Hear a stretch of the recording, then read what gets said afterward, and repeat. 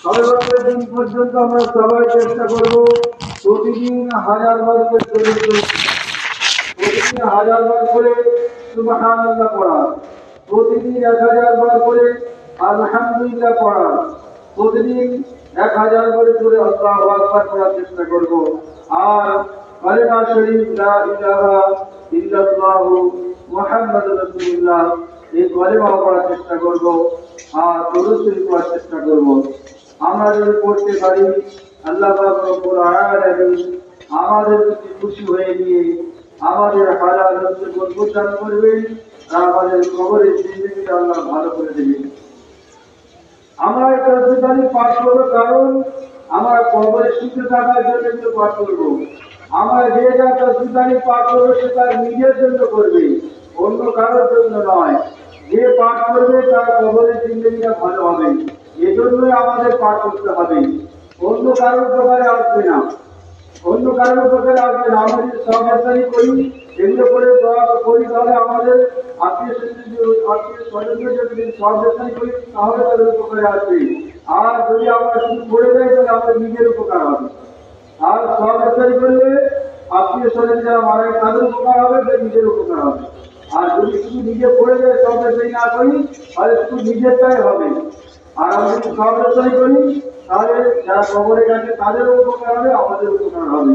আমরা সবাই নামাজের পরে নিজে নিজে দোয়া করার চেষ্টা করবো। আমার আব্বা মারা গেছে, আমার মা মারা গেছে, নিজে নিজে আগে দোয়া করার চেষ্টা করবো। হুজুর দিয়ে দোয়া করার চেষ্টা আগে করবেন না, আগে নিজেরা করার চেষ্টা করতে হবে। নিজেরা না পারলে নিজের নাতিপোতা যারা আছে তাদেরকে শেখানোর চেষ্টা করতে হবে।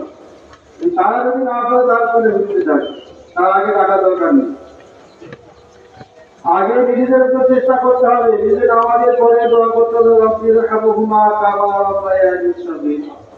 আল্লাহ আমার আব্বা মা আমাকে ছোটবেলা থেকে মানুষ করেছে। আল্লাহ পাক রব্বুল আলামিন আপনি আমার আব্বা মায়ের কবরটাকে জান্নাতের বাগিচা বানিয়ে দেবেন। আমার আব্বা মায়ের কবরটাকে গোলাপের বাগিচা বানাবেন। আমার আব্বা মায়ের কবরটাকে শান্তির ঘর বানিয়ে দেবেন। আমার আব্বা মায়ের কবরে কোনো শাস্তি দেবেন না, জাহান্নামের আগুন দিয়ে কষ্ট দেবেন না। এইভাবে নিজে নিজে নামাজের পরে দোয়া চাইবেন, সেই দোয়াটা আল্লাহ আপনাকে দরবারে বেশি তাড়াতাড়ি কবুল হবে। প্রত্যেকের মা বাপকে যে যতটা ভালোবাসে অন্যদেরকে ততটা ভালোবাসে না। আমরা সবাই নিজের মা বাপকে বেশি ভালোবাসি, নিজের কাজের মানুষকে নিজেরাই বেশি ভালোবাসি, অন্যদেরকে ততটা বেশি ভালোবাসে না। আমরা সবাই চেষ্টা করব নিজের আপনজনদের জন্য আমরা নিজেরাই দোয়া করার চেষ্টা করব।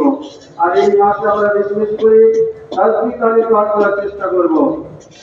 গতবার সরকারে প্রায় 2,61,00,000 মতো তাসবিহ পাঠ করা হয়েছিল।